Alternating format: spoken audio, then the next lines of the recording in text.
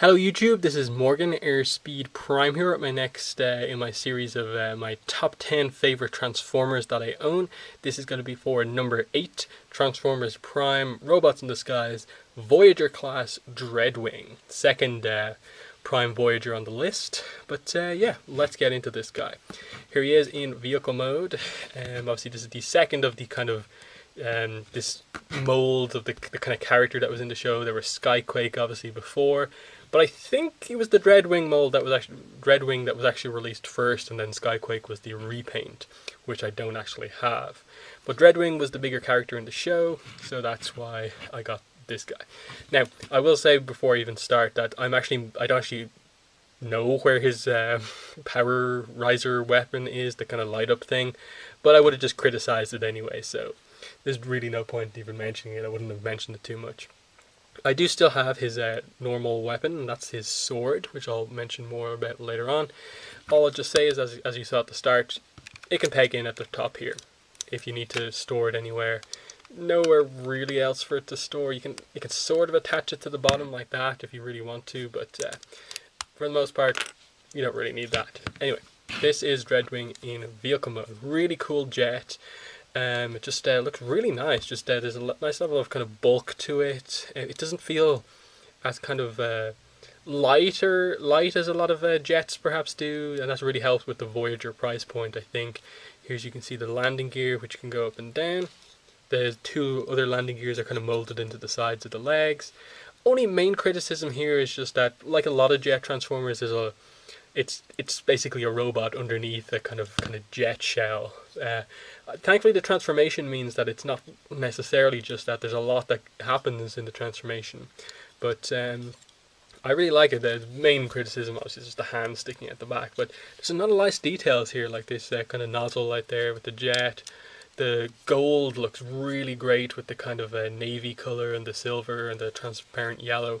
I like the color scheme. I like the look of this jet. There's just a lot of nice kind of wing parts, you know, the fins at the back, these fins, and kind of nose cone as well. Just really cool.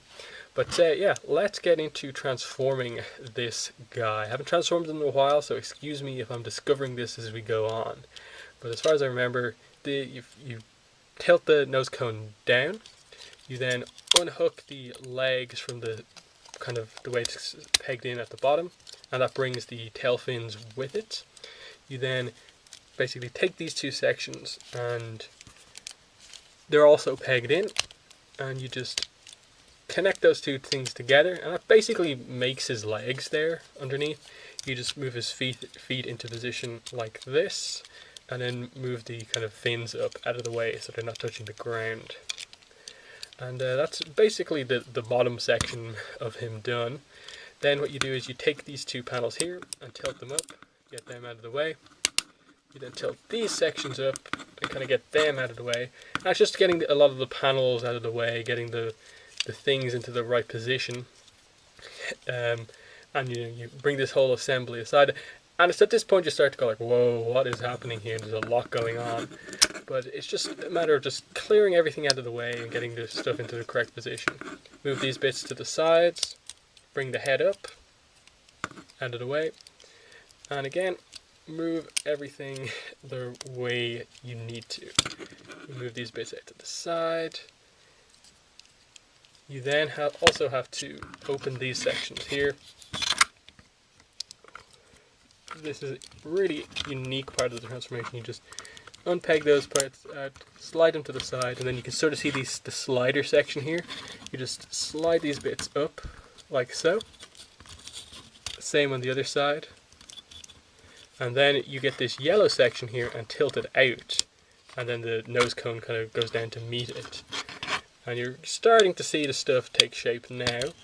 All we have to do is bring the arms out of the way, so they just kind of tilt from being in here to tilt to being on the outside. And then you can sort of see like he's just a mess right now, and it's just about getting everything into the right position. So, first thing to do is just to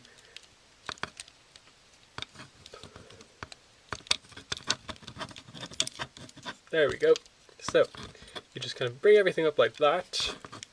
Then you bring this section down, and you can sort of see here there's two pegs there, and then there's a section here that just is going to peg into the bottom here. Then you just bring the arms kind of up into the right position, bring these kind of sections over them. This kind of has a little bit of a kind of reminiscent of the bulkhead that I talked about in the first one of these videos, with just these kind of panels, and then they go over the shoulders like that. It looks really nice. Then you bring the head down like so, and it just kind of slots perfectly in line with everything there like that. Then you have to just clear these out of the way so you can get this backpack bit up into position.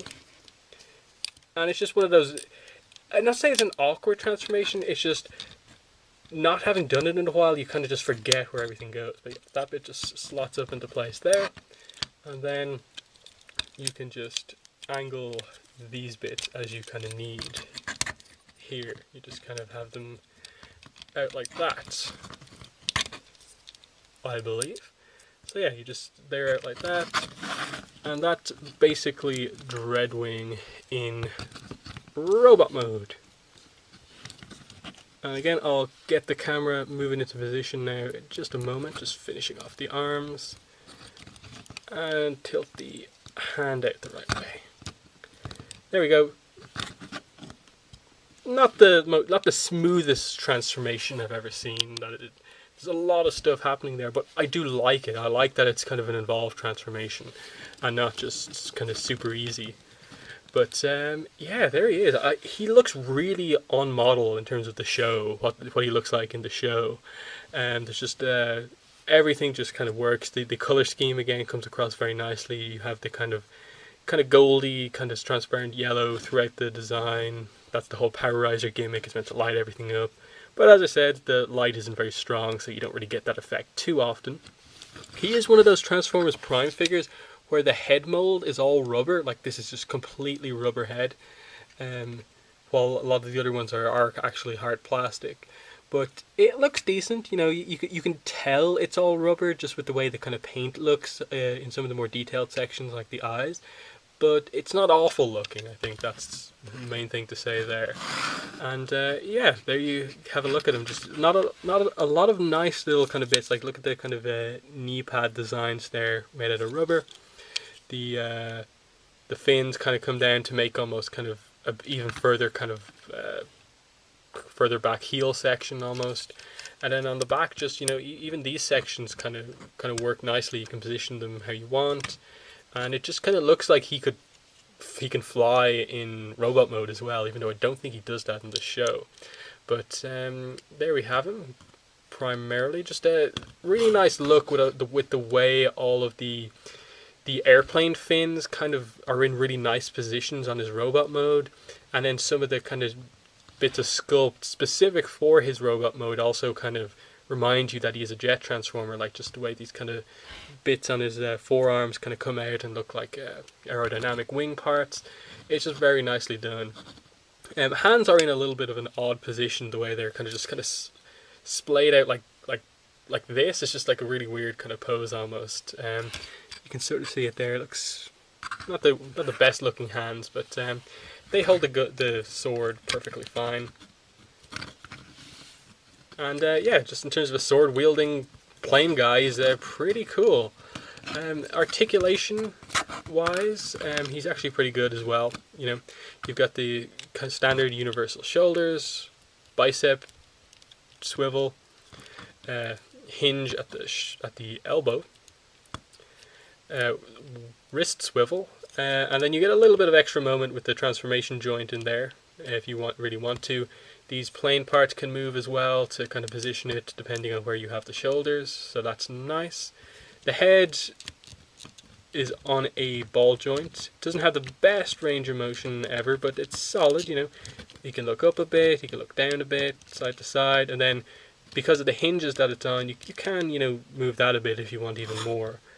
You can just move these hinges here at the back that it's on. So that's cool. In terms of the hip movement, we can go out basically fully as far as we want, forward fully, back fully, so that works really nice.